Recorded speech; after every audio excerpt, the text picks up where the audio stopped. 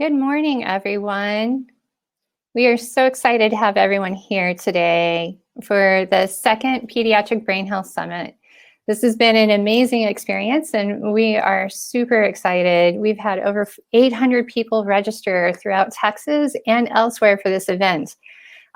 So I'm Dorothy Mandel. I'm an associate professor at the University of Texas Health Science Center in Tyler and at Population Health at the University of Texas System Administration in Austin, Texas.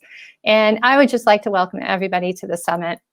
So before I talk about the planning committee and announce a couple of exciting contributions, continuations of this initiative, I would just like to do some housekeeping for today and tomorrow's meeting. Because this platform is new to many of you. So I want to point out a couple of features that we're going to be using. First, it's obvious everybody has found the chat function, and I really appreciate that.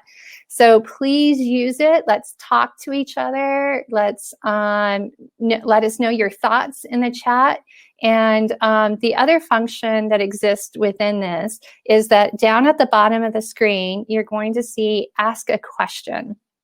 And for Ask a Question, if you click on Ask a Question, what you'll see is a box come up, and you can just put in different questions within the chat within there. And those are questions to the speaker. And when you do that, we will be able to, we will be monitoring those, and everybody else can monitor them and vote them up, vote them down, decide which one you like. And if we find questions with a lot of really important and a lot of enthusiasm behind it, we'll make sure to prioritize giving that to our speakers, or even inviting someone up to ask a question live. The other thing that you'll notice is that we have a poll going. And so we have a couple of polls scheduled for this morning that we would like to just get you interacting with. The first one is knowing where you all are from, because Texas is a very big state, and I like to know where people are coming from. We like to know that we aren't just hitting our Central Austin community, but our Central Texas community, but we are hitting the whole state, because this is really about bringing together people from across the state. So please answer the poll question as well. And there's a second poll question that we'll be putting together a little bit later in the morning as well. So the big thing and the big issue is that we don't want this to be just a staged lecture, which is super hard to do in this virtual environment. But one of the reasons why we picked this platform is this platform allows us to be much more interactive than we can in other platforms. So please, please contribute, bring your thoughts into the chat. We are definitely, I have 2 staff members who are doing nothing but monitoring the chat. Ask your questions in the question using the question function, and interact as much as possible. We are super excited for this today's lectures. So why are we trying to bring in all this interaction? Well, mainly because the heart of what we've been trying to do with the Pediatric Brain Health Summits and the overall initiative is to bring together sectors that support families to interact with each other. And we want to come up with practical ways to work together to support families with young children. And it's incredibly clear that that's super important for what being able to drive this initiative forward. And that multi-sector approach is also seen in our organizing committee for the summit. And we're not going to bring them up right now. You're going to see them later on today and throughout tomorrow. But I would just like to introduce them very quickly so you know who they are when you see them. First, Katherine Butterwick is a program officer for Episcopal Health Foundation, and she serves on several community coalitions, including Houston's Infant Toddler Coalition, the Maternal Health Initiative, and Nonprofit Leadership Collaborative. She also serves as the internal advisor for the interdivisional project work groups focused on early childhood brain development and health equity. And Ms. Butterwick has held positions in a variety of philanthropic and nonprofit organizations in Houston. The second person on our planning committee is David Lakey. He is the Vice Chancellor for Health Affairs and the Chief Medical Officer at the University of Texas System Administration. And he also serves as a senior advisor to the president and professor of medicine at the University of Texas Health Science Center at Tyler. And he serves as the executive sponsor for the Texas Collaborative for Healthy Mothers and Babies, which is our statewide perinatal quality improvement collaborative, and the executive sponsor for the Texas Health Improvement Network. And he's also the presiding officer for the Texas Child Mental Health Care Consortium, which we'll be hearing about tomorrow. Prior to being appointed to the University of Texas system, Dr. Lakey was the commissioner for the Texas Department of State Health Services, which is one of the largest state agencies here in Texas. Kim Mcpherson is also on our planning committee, and she is the senior program officer at the St. David's Foundation. She develops strategies for programs and grant making in the areas of childhood adversity and housing wraparound services. Prior to joining the foundation in 2011, Ms. Mcpherson held positions in mental health and health policy fields at the Health Management Associates, a national consulting firm, the Texas Health and Human Services Commission, which administers the Texas Medicaid and CHIP services, and the Mental Health America, which is a statewide advocacy organization and mental health network for managed care organizations. Sasha Roscoe is also one of our planning committee members, and she is the Associate Commissioner for Prevention and Early Intervention at the Department of Family and Protective Services. Sasha's career began as early childhood education as an infant, toddler, and a caregiver in an accredited child care center. After completing graduate school at the Governor's Policy Fellowship with the Governor of Maryland's Office for Children, Youth, and Families, Sasha worked for 14 years in the Child Care Licensing Division at the Department of Family and Protective Services, and the last 2 years of that as an assistant commissioner. In 2009, the Texas Licensing Child Care Association recognized Sasha as an early child care and education champion. And in 2010, the Texas Alliance of Child and Family Services honored Sasha as the Employee of the Year for DFPS. Sasha has worked for 2 years developing programs and projects at the Texas Department, worked for 2 years at the Texas Department of Assistive and Rehabilitative Services and the Early Childhood Intervention Programming. And since 2013, Sasha has led the incredible growth of the Prevention and Early Intervention Division at the Department of Family and Protective Services. And Jeremy Triplett is also on our planning committee, and he is the Maternal and Child Health Section Director at the Family and Community Health Division and the Department of State Health Services. Jeremy was named the Title V Maternal and Child Health Unit Director in August of 2016 and became the Title V Director in Texas in November of 2017. And he has over 20 years of experience working within the state of Texas. He previously worked as the Operations Manager for Purchase Health Services Unit and oversaw the daily operation for the Children with Special Health Care Needs program. Specifically kidney services and hemophilia services. And he worked for the Texas Workforce Commission, where he processed economic data for the Bureau of Labor Statistics.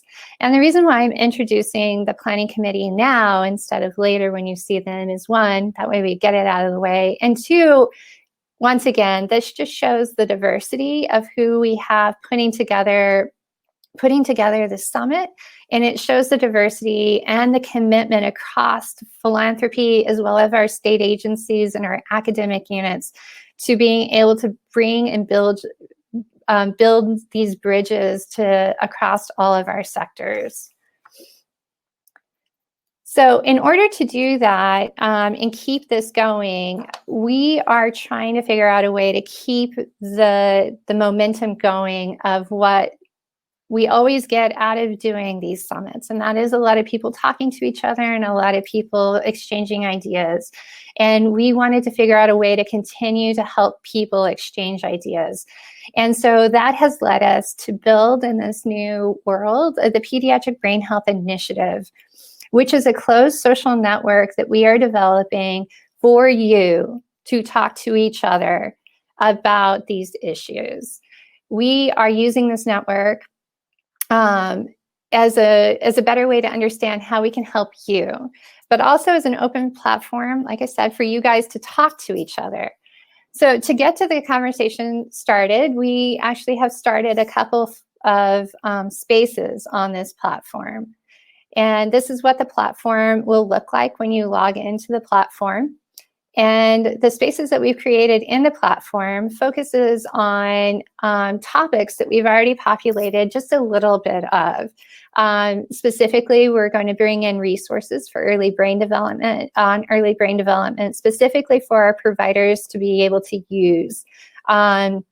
This is really for stakeholders and to take into meetings or to help do additional trainings or just to gain more information for individual providers. We also have early brain development for parents. And under that topic, we in particular are bringing in resources that you can utilize and specifically give to parents.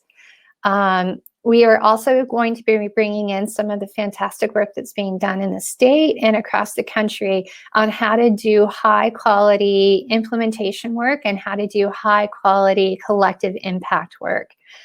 So we will also be doing and curating resources within that area. And because I'm an academic, we can't forget anything about how not to talk about the latest science. And so we are also going to be handling a couple of things at the same time.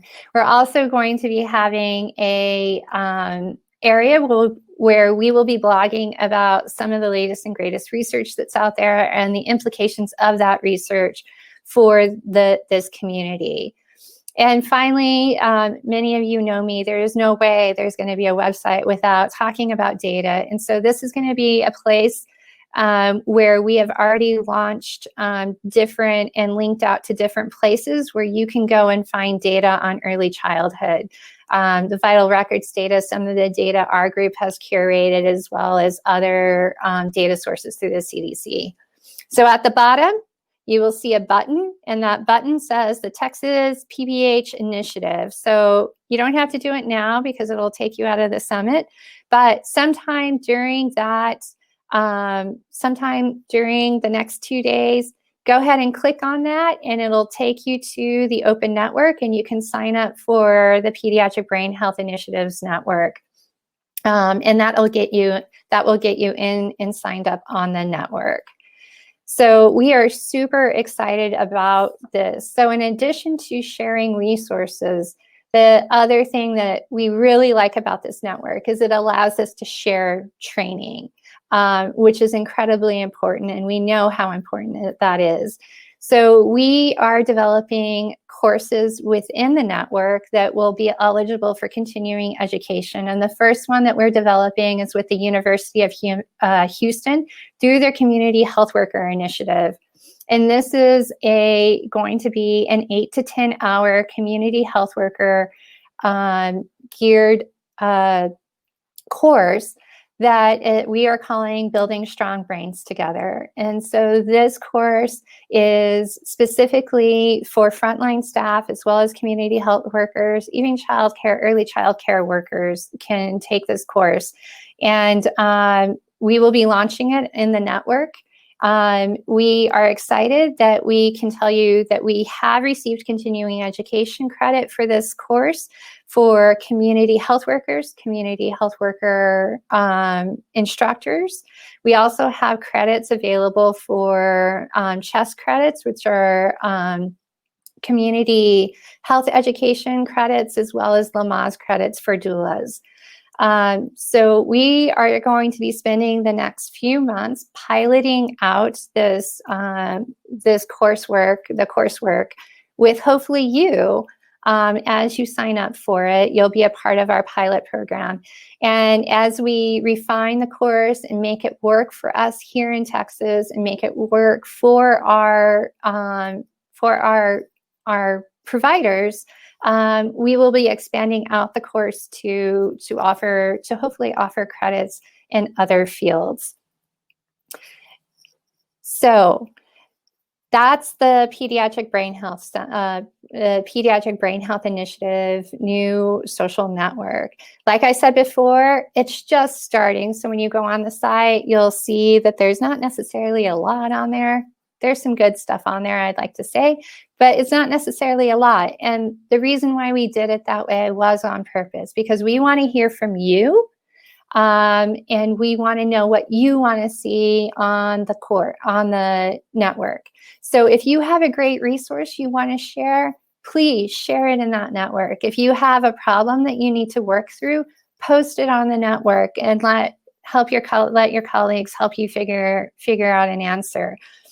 This is a place for us in Texas to discuss these ideas and to move this work forward. And we're so very excited to be able to launch this. So here is, if you go to like I said, you could click on the button below, but if you go to www.texassafebabies.org, you will see several initiatives on that website, but you will also see the Pediatric Brain Health Initiative. If you click there, you can sign up for the network that way as well. Whoops. So, before we get going on why you all are really here, and that is definitely not to listen to me speak, but listen to Cynthia Osborne and Dr. Jack Shonkoff speak. There's just some continuing education housekeeping that I have to do before we move into Dr. Shonkoff's session. First, I would just like to let everybody know that everybody who is signed up and attending today will be receiving an email right around 3 o'clock this afternoon from us that will be the link to the evaluations for day 1. In order to receive credit, you will have to complete these evaluations within 2 weeks, and we'll give you the dates in just a second. But keep a lookout for that link, and it will be coming from an @utsystem.edu email address. If you're not signed up for continuing education, but you need a certificate of attendance, also complete those evaluations. We have a place for you to identify that you need a certificate of attendance, and then that way we can get that certificate of attendance to you as well. So let me read through everything that we need to read through with disclosures. First, successful completion of this continuing education event requires that you, 1, complete registration and sign in, which you have done. You have to attend the entire event, and you have to participate in education activities and complete the participant evaluation surveys. This event has received no commercial support, and the speakers and the planning committee for this event have disclosed no financial interests. This is to identify that accreditation status does not imply endorsement in any commercial products or services by the Department of State Health Services, the CE Services, the Texas Medical Association, or the American Nursing Credentialing Center. The speakers did not disclose any use of products for a purpose other than what it had been approved for by the Food and Drug Administration. You must complete and submit the evaluation to us within 2 weeks. So if you are only registering for day 1, we need to receive completed evaluations by November 19th to receive full credit. And for day 2, we need to receive your completed evaluations by November 20th.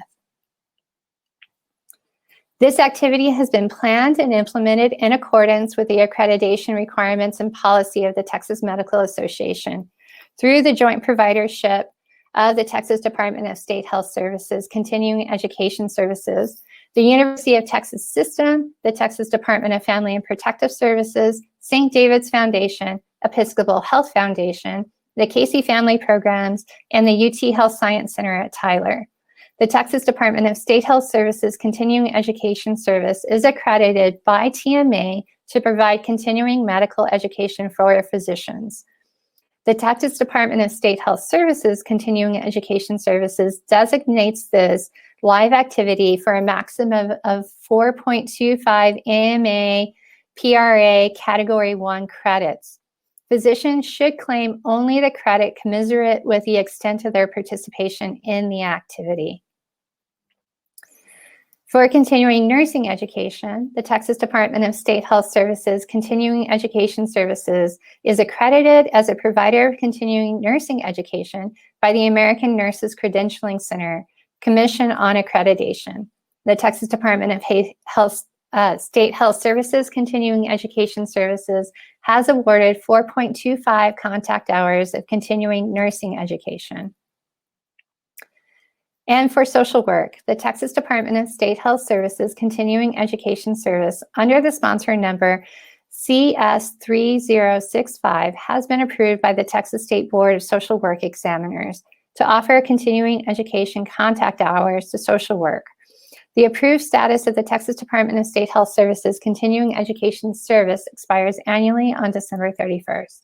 And the Texas Department of State Health Services Continuing Education Service has awarded 4.25 contact hours of continuing social work education. And for certificate of attendances, the Texas Department of State Health Services Continuing Education Services has also designated 4.25 hours for attendance. So thank you so much. If you have additional questions about your continuing education credit or being able to get your continuing education credit together, please email either Sarah Pressey or myself, Dorothy Mandel, and these are our email addresses where you can reach us. So we still have just a little bit longer to go before we can get into Dr. Shonkoff's talk. So the other thing I want to do is I also want to create a new poll and bring up another poll. And one of the things, and we can do this before we move into Dr. Shonkoff's talk, which will be in 5 minutes. But one of the big things that we're wondering is thank you for answering the poll about where everybody is from.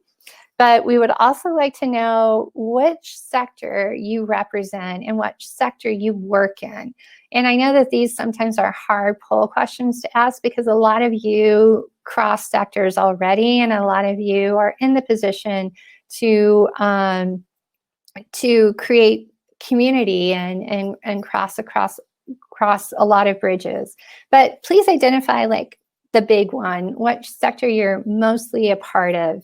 And this is going to help. We're going to give this information to Dr. Shonkoff and our planning committee because this is going to help them kind of scope out and craft the next session together, because they want to make sure that they are giving information to the right people, and they're not saying things that for sectors that aren't necessarily here.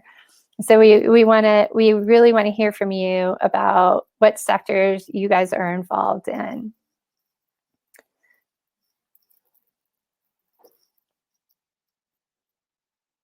And we're very excited by that.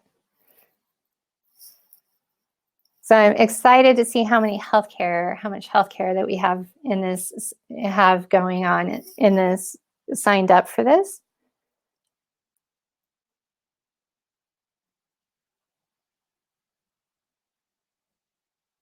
I'm just watching the poll. It's very fun watching it race along. I'm going to be honest. It's very awesome watching it.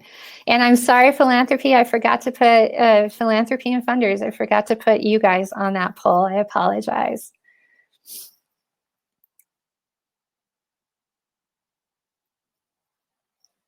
So this is fantastic. Thank you so much. So we have a goodly amount, about a third for healthcare. Community support, our community support and our home visiting, I know they're coming up. And I would also just like to say something very specifically to all of our academic partners who are on who have joined us. And I really just want to welcome you and say thank you for joining us. And I would also personally like to tell you that the Texas Pediatric Brain Health Initiative social network, also, we would like you guys to join it as well. So one of the things that we see is that we need to bring our academic partners into this initiative. And so I'm letting you guys know that this initiative's website is not just for our direct community care providers and our medical providers, but also for our academic partners as well, so that we can help build this bridge and bring the science into practice a lot quicker and a lot faster. So excited to see all of that going on. So without further ado, I do see that there's some questions, so I want to double check those questions.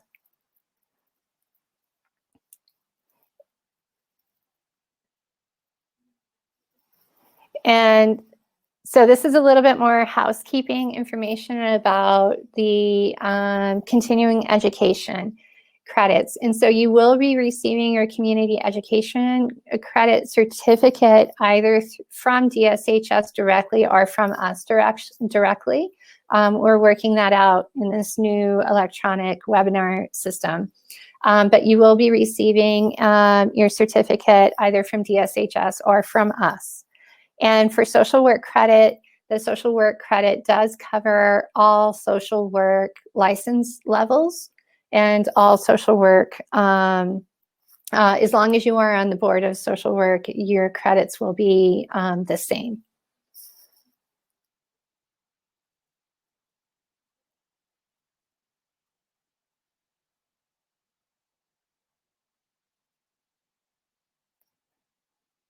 Wonderful. Okay. So I am normally quite a fast talker. So what I'm going to do and what we're going to do is we are going to move everybody over into Dr. Shonkoff's session. He still has a couple of more minutes to get set up. So what's going to happen is your screen is going to go blank like it was at the beginning, and it's going to tell you speaker is getting ready. But you will all be moved into Dr. Shonkoff's session. And as soon as he is ready at 11:30 sharp, we will be bringing him on and begin the next session. So I will do that right now.